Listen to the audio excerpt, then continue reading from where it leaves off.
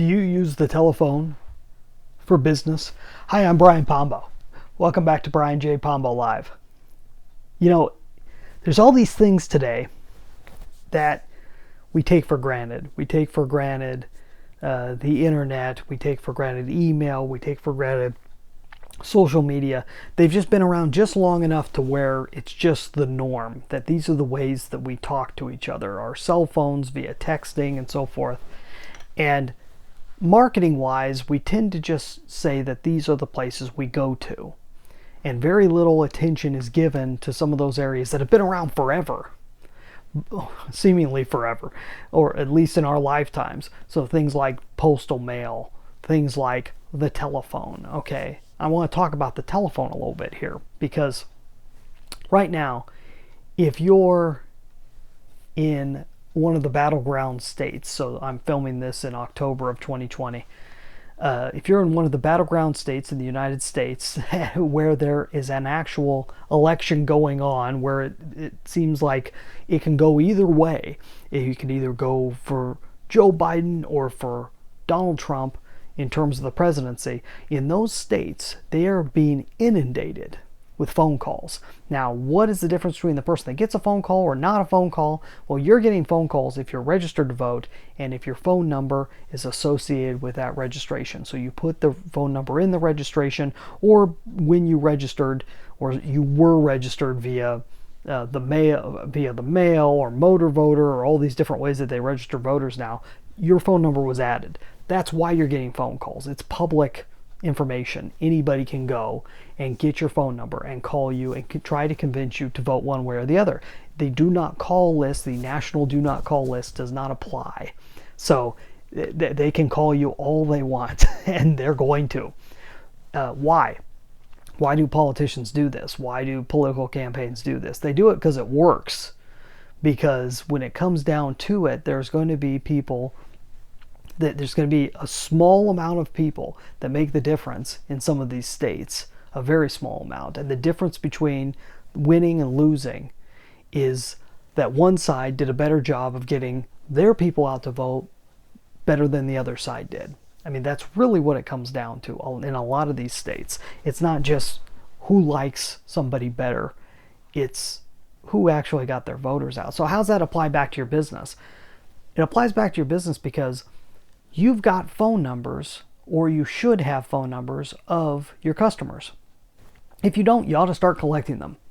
And you ought to start having a relationship to where you feel comfortable calling them and talking to them on the phone. Now, maybe not you personally, but somebody at your company should feel comfortable talking to your customers, because it's another way to communicate with them that not enough people are doing right now. And it's not telemarketing if you aren't calling. It's only telemarketing when you're calling and you're not invited.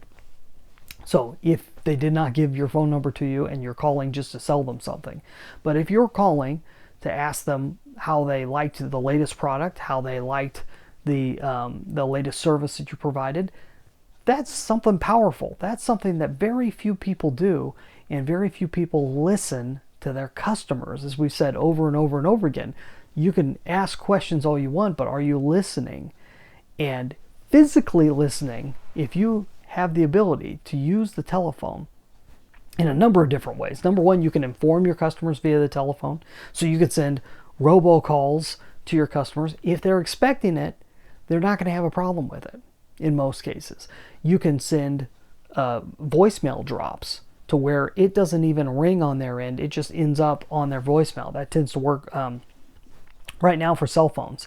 They have a program, I'm not sure if you've ever seen that, where you got a message but you didn't receive a phone call, or you didn't think you don't remember receiving the phone call, but you've got a message on your phone all of a sudden.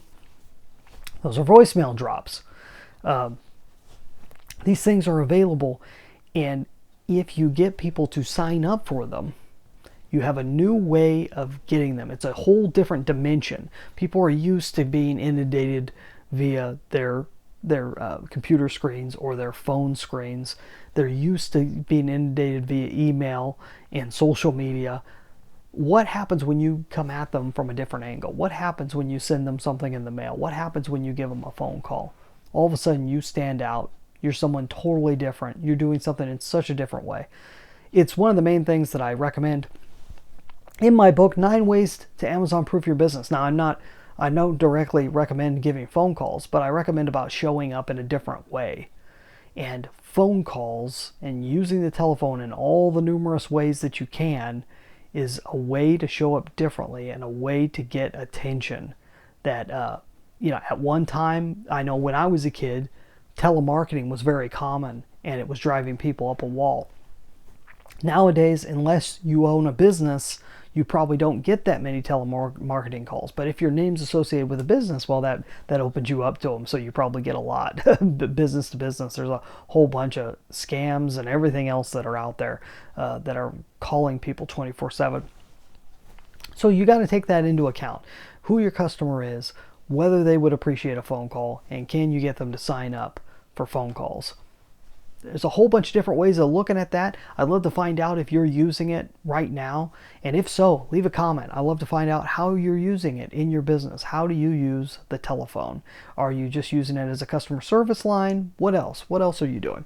So that's a quick tip. If you want to get a free copy of my book, go to AmazonProofBook.com. That's AmazonProofBook.com for 9 ways to Amazon proof your business.